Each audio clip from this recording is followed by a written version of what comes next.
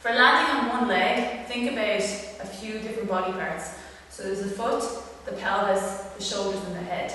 So for these, each of them have a separate focus. We want to make sure first of all that the tripod of the foot, which is the ball of the big toe, the ball of the little toe and the heel, that they don't come off the floor at any point, so you're not rolling off either of those points.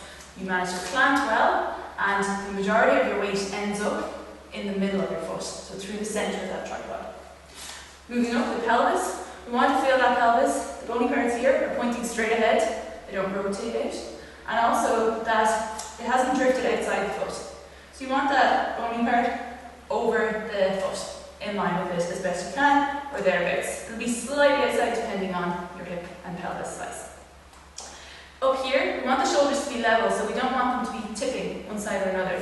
So you don't want to feel like you have to do this to stay balanced, even if you have the other 2 points good. If you're having to lean, that's a sign that you're not actually using your core here very well.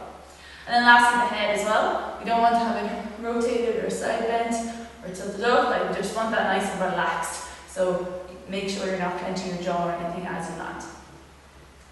For the head, we want to have it over the foot. So we've really shifted our weight over and we're happy to take weight in that leg. It's a good sign if you have your full sternum and head over that foot, over that side, without letting this hip drop as usual, without letting the shoulders go sideways like that, and keeping ourselves otherwise quite steady. From the side, we want to have that knee bent and sticking over the foot. We don't want it really straight back here because that's just not replicating what we do when we run and move around on the pitch.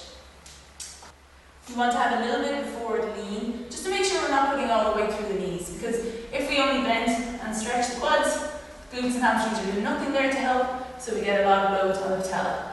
As soon as we go into a little bit of forward lean, we end up with a bit more hamstring and glute stretch, which means they can contribute to the deceleration of the force demands coming up through the ground.